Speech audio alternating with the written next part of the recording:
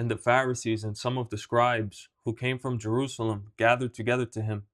And after they saw some of his disciples eating loaves with defiled hands, that is, unwashed hands, they found fault. For the Pharisees and all the Jews, unless they wash their hands up to the elbow, eat not, holding the tradition of the elders. And on coming from the marketplace, unless they perform ablutions for themselves, they eat not. And there are many other things which they received and hold, dippings of cups and pitchers and copper vessels and couches. Then the Pharisees and the scribes questioned him, why do thy disciples not walk according to the tradition of the elders, but eat bread with unwashed hands? And he answered and said to them, well did Esaias prophesy concerning you, the hypocrites, as it hath been written, this people honoureth me with their lips, but their heart is far away from me. And in vain they revere me, teaching as precepts the commandments of men. For having left the commandment of God, ye keep on holding the tradition of men. Dippings of pitchers and cups, and many other such like things ye do. And he was saying to them, ye set at naught altogether the commandments of God, that ye might keep your own tradition. For Moses said, be honouring thy father and thy mother, and the one who speaketh evil of father or mother, let him come to an end by death. But ye say, if a man should say to his father or his mother, whatsoever thou mightest be profited by me as Korban, that is, a votive gift, then ye no longer permit him to do anything for his father or for his mother, because ye invalidated the word of God by a tradition which ye delivered, and many such like things ye do.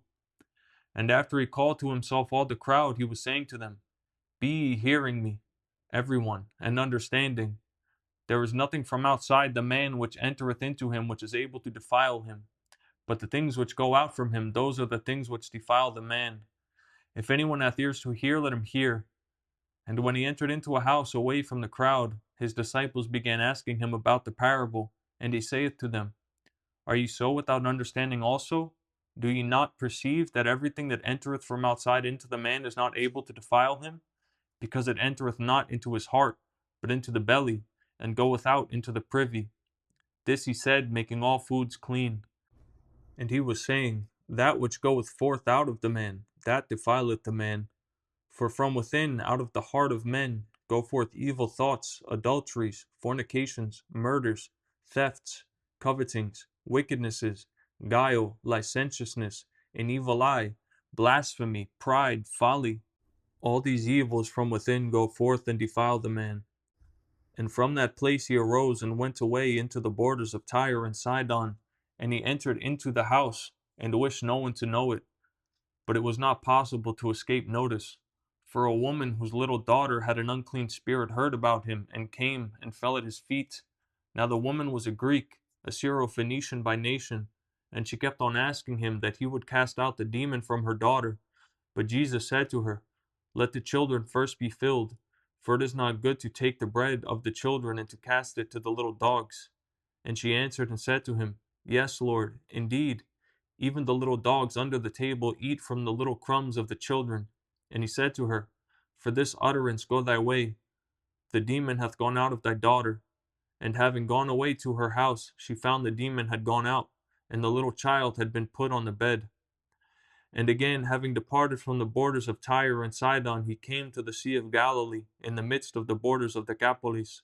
And they brought to him a deaf man, having an impediment in his speech. And they beseech him that he might lay his hands on him.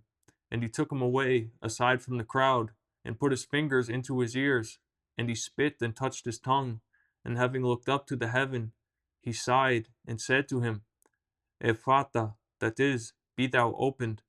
And straightway his ears were opened, and the band of his tongue was loosed, and he began to speak rightly.